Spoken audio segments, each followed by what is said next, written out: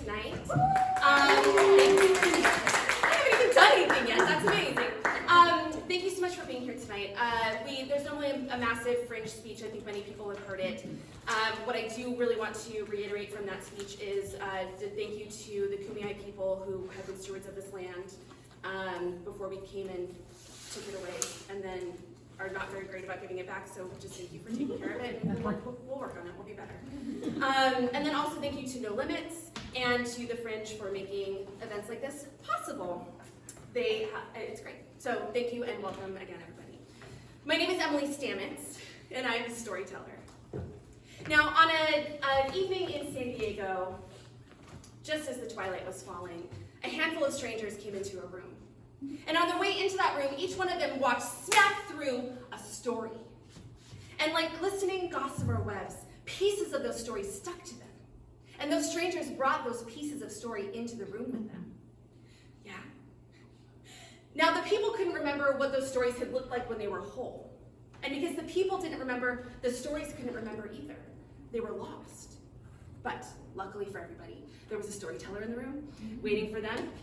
Oh, thank you so much. Again, I haven't even done anything. But that storyteller was there to pull those pieces together, yes? She stood in front of them in a dress made of rainbows. But her stomach churned black like a sea in a storm because she didn't know, and no one could tell her if she might sink. See, she didn't know what story she was going to be telling. She couldn't rehearse, right? So she reached for those pieces of stories that people had brought into the room with them. From here, a hero brought in someone's heart.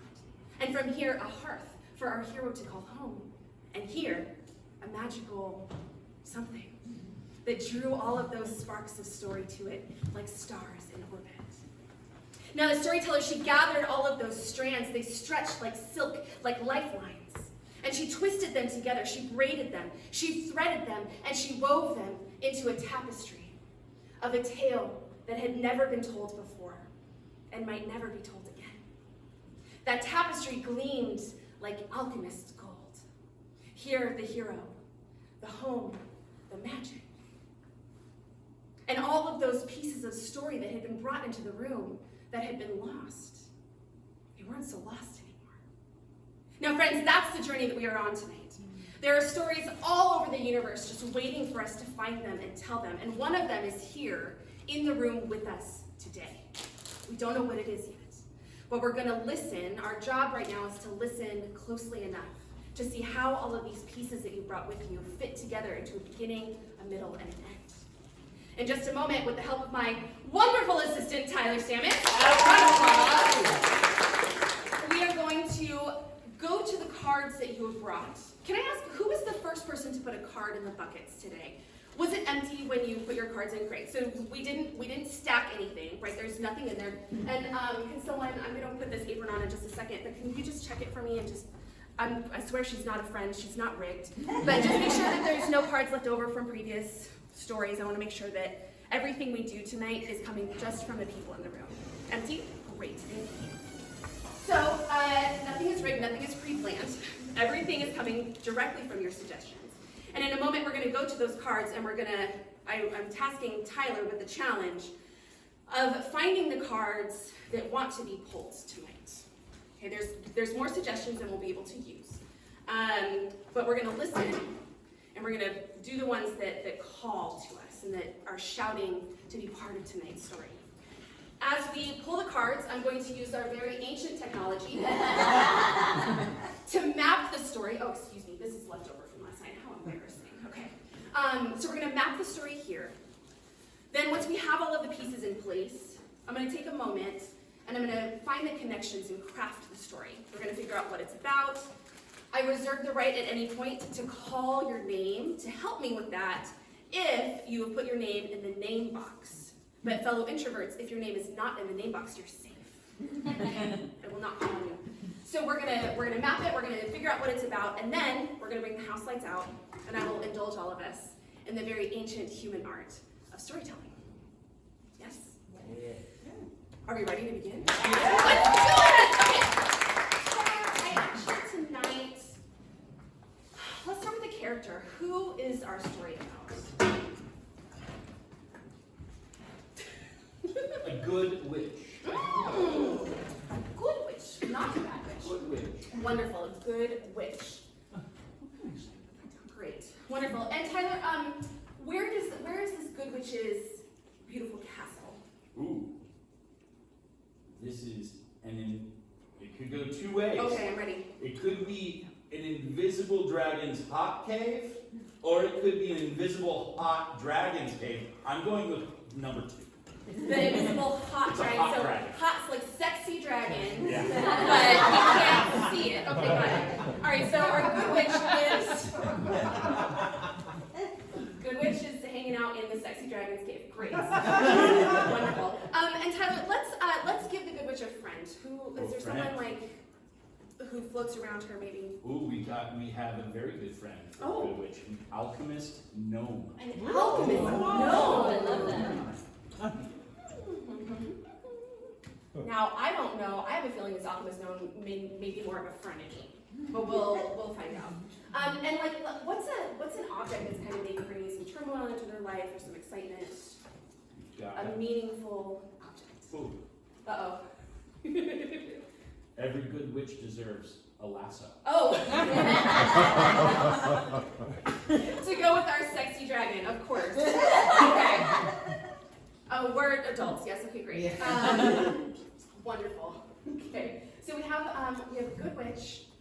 We're starting in the cave of a dragon who is both invisible and hot.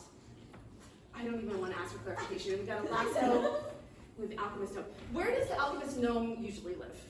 I was gonna say. In the enchanted forest. Oh, of course. Where else? All right, so our alchemist gnome is in the enchanted forest. Okay, beautiful. And what exactly is this alchemist gnome like working on trying to create a magical something?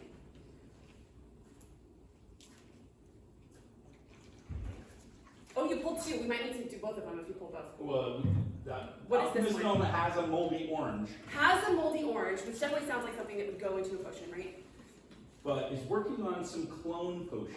Clone potion. Of course, a moldy orange would go into a clone potion.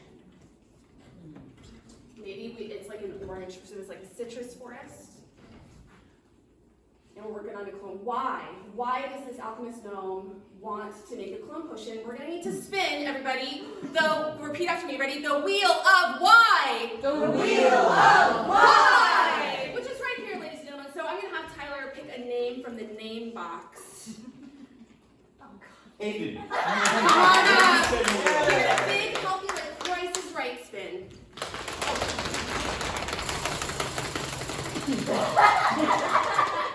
What does it say? Oh, your choice. Oh, so you get to pick. Oh, You get to my pick goodness. anything on it. You can spin it You can also again. just spin it again. You can spin it You again. can look at the wheel. And You can also just think, make something or up. you can just say a why. Ooh, recognition. Recognition, of course. Okay, great. Alchemist gnome. Thank you. Great, wonderful job. Okay, great. So our alchemist gnome is searching for recognition, trying to build the clone potion. Clones of what? Clones of whom? Oh, we're trying to clone the moldy. I think that the moldy orange goes into the clone potion. I think it's one of the ingredients. Chickens. Yes. Okay. Thank you, friend, whoever did that. I personally am overrun with chickens at my own house right now. So, okay, great. So we're trying to clone chickens. Is it a special chicken?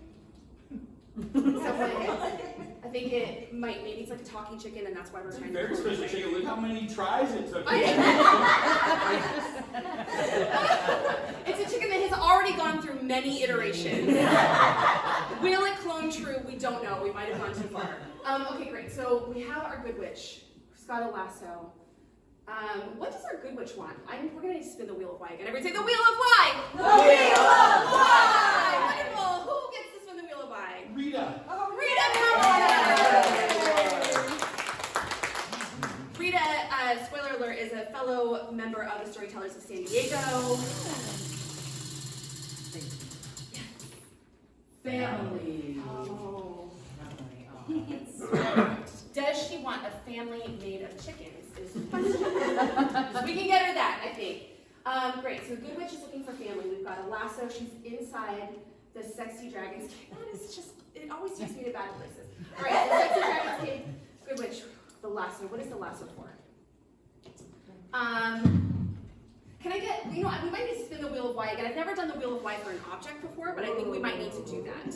We need to find out what is up with this lasso. So, who's going to spin the Wheel of Why for the lasso? I think it says Marcus. Yeah. Marcus!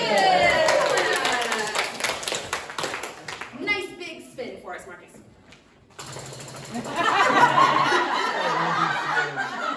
Are we doing it right? Do it again. There we go. Oh. Lasso of revenge. All right. Wow. We have a Good Witch who somehow has come into possession of the lasso of revenge. Wow. Yeah, okay. Yep. Okay. Okay. Great. Notes to self. Okay, so we got Good Witch. She's in the dragon's cave. Lasso of revenge. We have the alchemist gnome who wants recognition. What does the alchemist gnome have? Oh, this. Of course. Okay. I'm going to need another character. I need someone who tells the Good Witch that the alchemist gnome has this cloning potion. You got, oh, she's stuck together again. A food critic. Yep. Okay, great. Food critic is the one. Evil food An critic. evil food critic.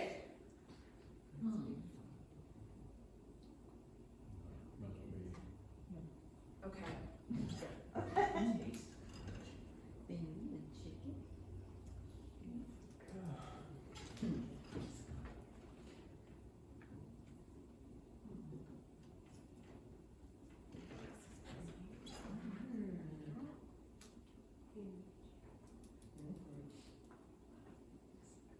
Got it. Okay.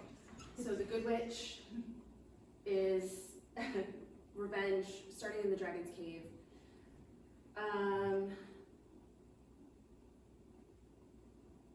This.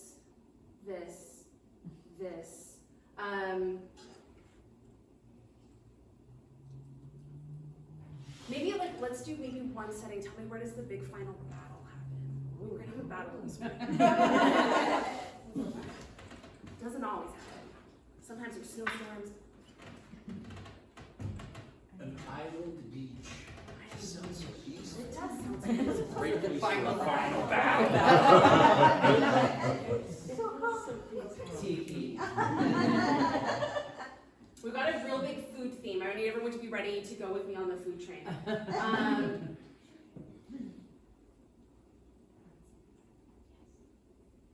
Beautiful. Okay, great. Food critic. Yep, okay. All right, I think we've got it. Yes? Yes. Yes. So this is going to sit here because there's every chance that I might forget. Oh wait, Tyler, come back and I'm going to, sometimes as I go through, we find we need extra objects or another character pops up. We don't know what's going to happen yet. So I'm going to keep the extra cards here in my magical apron. And if I need them, we will call on these cards. Great. Now, friends, please remember that I've had exactly that much time to create the story, revise it, edit it, rehearse it. So it might be terrible, is what I'm saying. But it might be wonderful. And wherever it lands on that scale from terrible to wonderful, it will be ours. Yes. Complete this right, yes. Okay, are you ready? Yes. Go.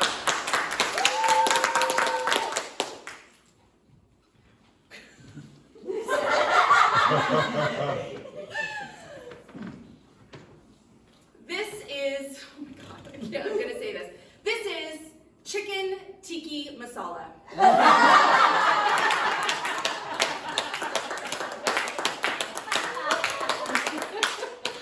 Thank you, the end. We went through all of that for that. Okay, great, here we go.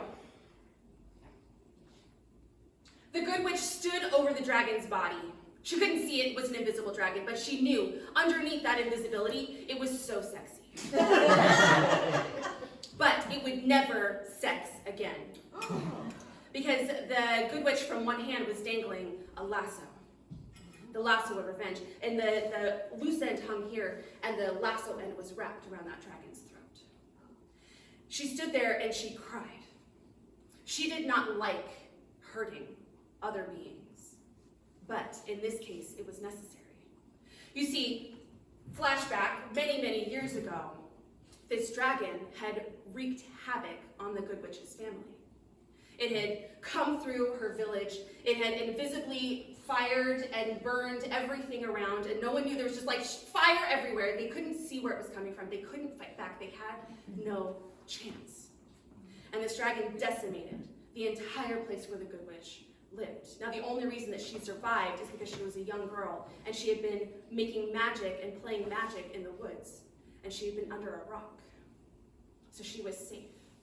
She was raised by this person. She was raised by a candle maker, which was difficult for her because she was traumatized and very afraid of fire. It was important. This is distracting. So it was a very difficult childhood, but she grew up and she practiced her magic in the woods, her good magic. She learned to heal animals. She learned to make water. And clean and filter water. She learned to grow plants stronger and healthier so that they could feed more people. She also, throughout her teen years, searched for the weapon that could get her the revenge that she wanted on that dragon. And now, on the day our story begins, here she stands, and this revenge has been taken. The lasso from one hand wrapped around the throat of that dragon. She thinks, pretty sure, I mean, it's like kind of hovering in space, right? She can't actually see the dragon, but there it is. And she tugs it one more time. She doesn't hear anything, so she's pretty sure the job has been done. She drops the lasso. She does not want it. She's not interested in taking this lasso with her anywhere. And she steps back, and now, what's left? She spent her entire life so far for this moment. And now it's happened. And she doesn't know what to do. So she leaves that dragon's cave and goes to eat. It's been a long day, right? Battles with dragons, especially when they're invisible, really work up an appetite. So she goes to the restaurant that is owned by another one of the, actually it's owned by who? It's owned by a chimney sweep. It's their side hustle. So the chimney sweep runs this restaurant and makes really good like charbroiled meats. Like they're really good at grilling, yeah. But during the day they're chimney sweeping, and so they have a manager of the restaurant who takes care of the restaurant when they're not there. So the good witch walks in. She's all kind of muddy. Her sequined pink puffy dress and her all of this is all kind of splattered with like invisible dragon blood and dust all over the bottom of it. And her shoes are just a disaster. She'll never be able to wear these shoes again. She shuffles her way into the restaurant. She says, "I need the biggest steak you've got and burn it." So they bring her this steak and she sits to eat. And she's just kind of like, she's so hungry. She's not even like cutting it. She's just like gnawing bites off of it. She's so hungry. Steak blood is dripping down her dress, and she's got it all over her mouth like this. And someone comes up and goes, "Are you the good witch?" And she says, "Yes, I'm the good witch."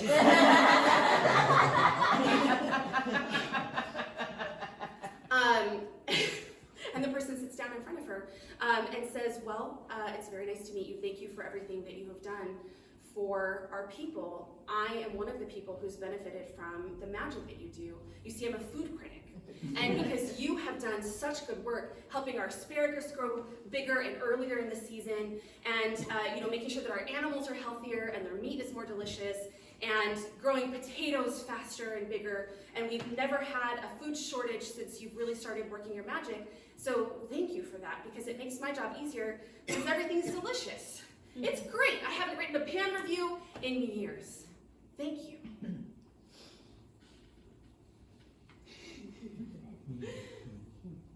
And she's sitting there with her steak and blood dripping down, and she takes one more bite. "You're welcome." And he says, "Well, you seem like you're busy, so I'll go, but I did want to say one extra thing. Yeah, what? He goes, well, I'm so sorry to bring this up, but I know your story. And she goes, my story?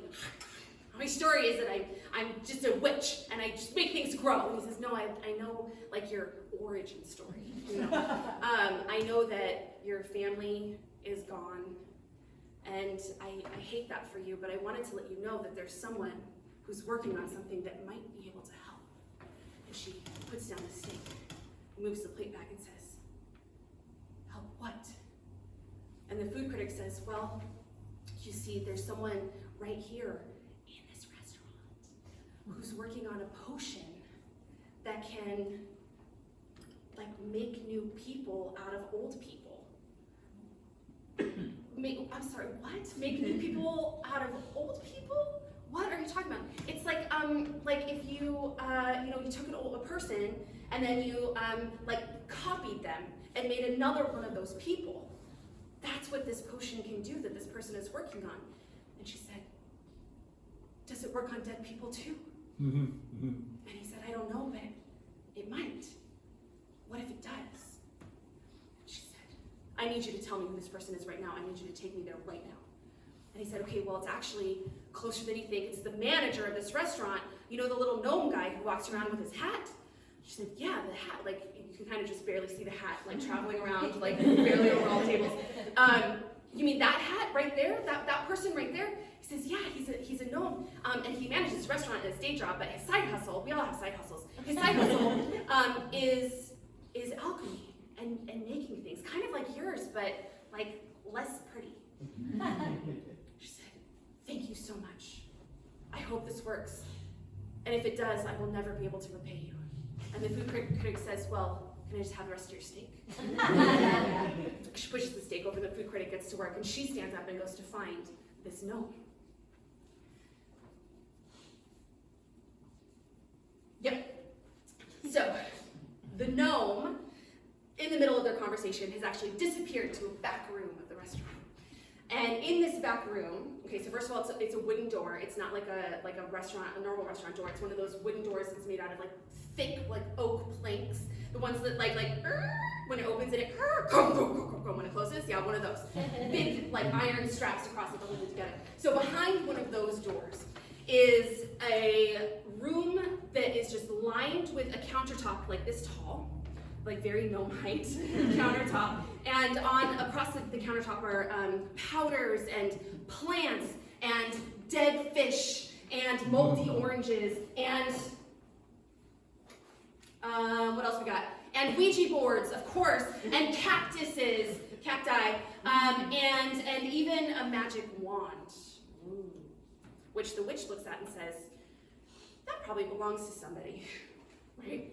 She hasn't seen it yet. Okay, so back here, we've got this. So the gnome is in this room, and he's in front of this bubbling pot of stuff. And he's putting in a pinch of this, and a dead fish here, and a moldy orange goes right into that potion, and it falls up. In like, you know that the color of mold on oranges is like blue-green, kind of? It's that color, and it's kind of fuzzy, too. The bubbles are fuzzy. It's so gross. And he goes, yes! This is exactly what it's supposed to look like. I'm sorry, he's very short, right? This is exactly what it's supposed to look like. He's got his hat. I think this is it. I've done it! And just as he says, I've done it, the door bursts open, and the good witch says, what have you done? And he says, I have done a thing that I'm not supposed to tell anybody about. Who are you? And she says, I'm the good witch. I'm the one who makes the flowers grow and the potatoes and the... What is that you've got there? What is this bubbling potion? Is this a potion? Can this potion make dead people alive again? And he says, no, it can't do that. That's nuts. That's impossible. But it can do something almost as good. What? What can it do? And he says, well, I've been working on this for so long. You see, I run this restaurant during the day, but I hate food. I want to eat moldy oranges and dead fish all day. And here I have to serve people grade A steaks. It's terrible. And all I've ever wanted, really, is for people to know my name and my face. And she says, oh, well, that's easy. What's your name? And he says, Gabe! My name is Gabe the Gnome. She says, oh, well, nice to meet you, Gabe. Seems like that work's done, right? Check it off the list. Congratulations. He says, no, you don't understand. I want worldwide recognition. I want the universe to come seeking my wisdom.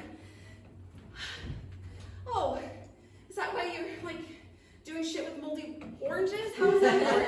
He says, no, the moldy oranges are just a piece of the puzzle. This potion can make people out of people. What? Make people out of people? So I was talking to this guy out there, and he said it's like a thing where you can like take a person and make a copy of a person. Is like that? Yes, that's exactly what it's like. I call it cloning because I'm a gnome, and cloning hasn't been invented yet. It's a cloning potion. Great. Can I have some? No, you can't have any yet. If I give it to you, you will tell everybody that you invented it, and you will get all of my fame. But I need the fame for myself. I'm going to bottle it and take it to somewhere. Take it to someone famous, person who runs the world, which is the seven-headed witch. Of course. I'm going to take it to the seven-headed witch, and then she will know that it was my potion and I made this, and she will bestow me with titles and land and privilege and money, and everyone will know my name, Gabe. I said, oh, that all makes a lot of sense. You know, I'm a witch.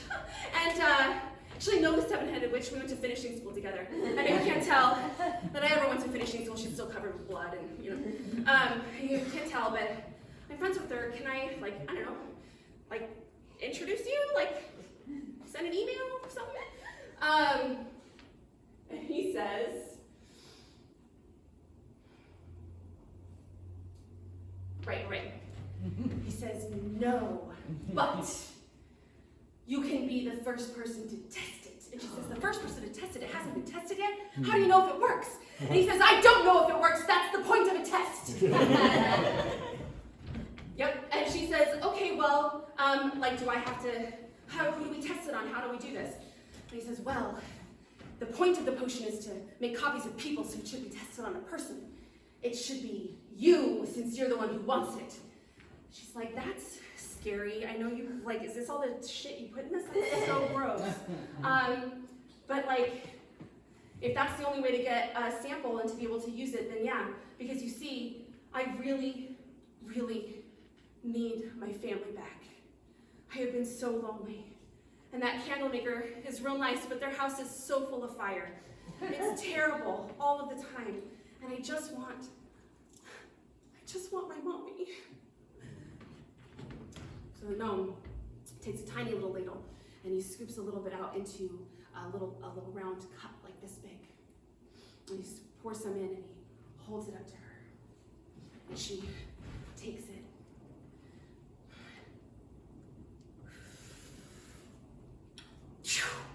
And ta-da! There's a second good witch here! Somehow, magically, poof! Here we are! Now we've got two good witches. Great. What in the world am I going to do with this? Great.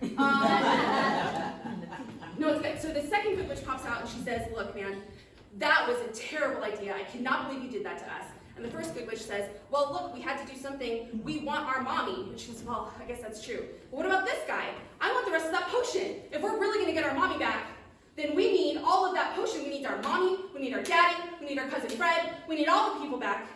We need our dog, all the people. I miss them so much.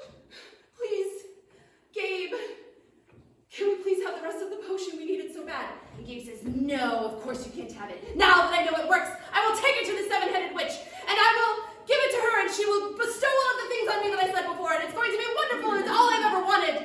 And so the first good witch says, the second good witch says, well, I know you're the good witch, but we have to differentiate ourselves somehow. So now I'm the bad witch. So she goes up and the gnome, he's pretty small, and she does terrible things that we're not going to stage on stage because it's awful, but she does terrible things. And the gnome ends up cowering in a corner. And he says, no, please stop. Stop. You can have it. You can have it. You can take it. Have it all. I think I remember the recipe. You would just have this whole batch, and I don't care. Tell everyone that it's yours. Just please stop. the second witch, the bad witch, says, "Thanks, Gabe." And she picks up that pot, and she goes away. Now the first good witch is like, "I cannot believe that other me just did that. I'm so sorry. That's terrible. What in the world can I do?" And then all of a sudden from the corner over here, they hear, there's a fucking chicken in the corner that has been sleeping through this whole thing somehow. And Gabe, the gnome, he turns and he crawls over to his chicken. He says, "Please just leave and just don't hurt Stephanie. Don't hurt Stephanie. Please, she's my best friend. She's all I've got left in the world, especially since you took my whole potion and I have to start all over again. It's all I have." And the good witch says, you have one best friend. You only have one friend in the whole world. What if you could have more Stephanies? And the gnome Gabe says, Yes, I would like that very much, please. I'm so lonely. And the story's so lonely. And so the good witch says, "Great, I'll get you a batch and you can give some of this potion to Stephanie, and then you can have as many Stephanies as you want. That's all we've ever wanted." So the good witch leaves, the door closes behind her. She walks through the restaurant. The food critic is still eating the steak. It hasn't actually been that long. The steak was really big. And she steps outside the restaurant and she's like, what now? So she goes back into the room. She asks the food critic, "Did you see where she went?" And he says, "Who?" And she says, "Me. Did you see where I went? Just a couple minutes ago, it was me." And he says, "But you're right here." "No, you don't understand, James. Just answer the question. Did you see where I went?" And he says, "Yeah, you went outside and you said something about like a tropical vacation on the way. I mean, yeah, so, good witch. Great, thank you so much. There's only one tropical vacation I've always wanted to take. Somewhere, someone give me an island." Madagascar. Where? Madagascar. Madagascar, I've always wanted to go to Madagascar. That must be where other me went. So, good witch, but she's like, "But first, how's she gonna get to Madagascar? We can't fly. We make plants grow. How'd she get there?" And of course, same logic, same brain. So she goes, what would I do right now? What I would do is I would take that potion to the seven-headed witch, and I would ask her to send me on an all-inclusive, all-expenses-paid trip to Madagascar. That's what I would do. I bet that's what other me did too. So she goes. She makes her way to the seven-headed witch, who lives in somewhere. Who lives inside a rainbow, of course. So she goes and she walks up. And luckily it's just rained, and so there's the sun is shining through, there's a beautiful prism. The plants are growing everywhere that she walks, right? She's a good witch. And she steps onto the bottom of that rainbow, and she makes her way up. And about halfway up the rainbow, she kind of falls through. It's kind of like falling through like a gap in the floor. So she falls through, beautiful prism. So we're in this room, and it's just light and refraction and all of the colors of the rainbow all over, and it plays on their skin, and it plays all over her dirty dress, and her sequins pick it up and shine back all of these colors of the rainbow. And there, on a throne made of crystal, that's also shining out all of those rainbow colors, sits a woman who is very still and very calm, and has 7 necks and 7 different heads, different colors of hair, different colors of skin. All the kinds of people in the world are represented in some way in these 7 heads of this witch. And the good witch, she falls into this rainbow, and here she is, and she has to catch her breath a little bit from all of the colors. And she sees that other her is standing and talking to the 7-headed witch, and the 7-headed witch doesn't know that that's the wrong her, because there wasn't a wrong her just 5 minutes ago. So, but she listens for a second. She hears the bad witch handing this pot of potion to the 7-headed witch. This is the answer to so many ills. Everyone who's ever lost a person, everyone who's lonely, everyone who needs more cows in their herd, this is it. And the 7-headed witch takes it and says, "Well, you are the good witch, so I imagine this must be only used for good." And the bad witch now says, "Yes, it's only for good. Take it." So the 7-headed witch takes it. And then the bad witch says, "Now, send me on an all-inclusive, all-expenses-paid trip to Madagascar for the rest of my life. It's all I've ever wanted." Except for my family. I'd also like my mother back, but that's harder. So send me to Madagascar. That's the easier thing to do. So then the seven-headed witch takes out her beautiful magic wand and starts to lower it towards the head of the bad witch. And just then the good witch says, wait, no, that's not me! I'm me! That's someone else who just looks like me and thinks like me and does everything like me. It's very complicated. But listen, you can't. That potion, can I please? Look, you can have it. It's going to do good things. It might also do bad things. Please be careful with it. But before you take it, please, can I have just one little cup? I need to share it with someone who's very lonely. And this can be the first good that this potion does. Please, can I have this? And seven-headed witch confers with herself. And then the center head looks down and says, yes, you may have one small cup. And she scoops out, she has an attendant bring her a little cup, and she scoops out a little cup, and she hands it down to the good witch, and the good witch takes it. And says, thank you so much. I'm gonna take this to Gabe. And watch out for that one. She's got a mean right jab. She goes.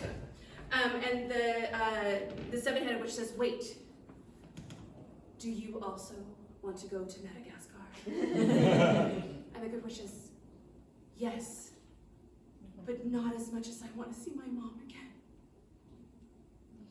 And the seven-headed witch looks at that potion, that blue, green, fuzzy, moldy potion. This could do that? Yes, I think it could. So the seven-headed witch gets another cup from an attendant and scoops out another small bit and passes it down to the good witch, and the good witch takes that one too. Now she's got 2 cups of potion. Thank you so much. You have no idea how long I've waited for this. And the seven-headed witch says, great, go do what you need to do, and then I'll send you to Madagascar.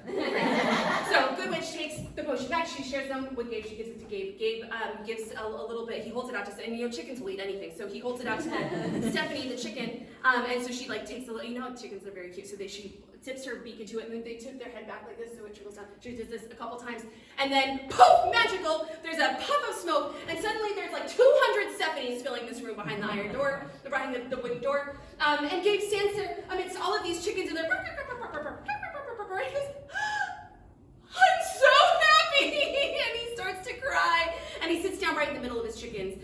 And some of them jump onto his lap, and some of them jump onto his shoulder. One jumps up onto his head. And Gabe has now all of the recognition that he has ever wanted.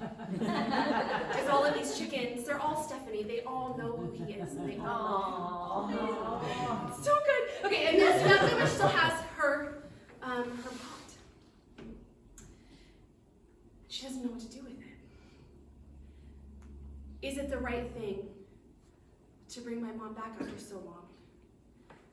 Or should I just go to Madagascar and hang out with other me? What do I really want in my life? I've already got revenge.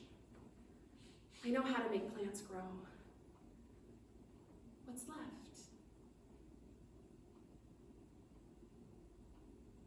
The end.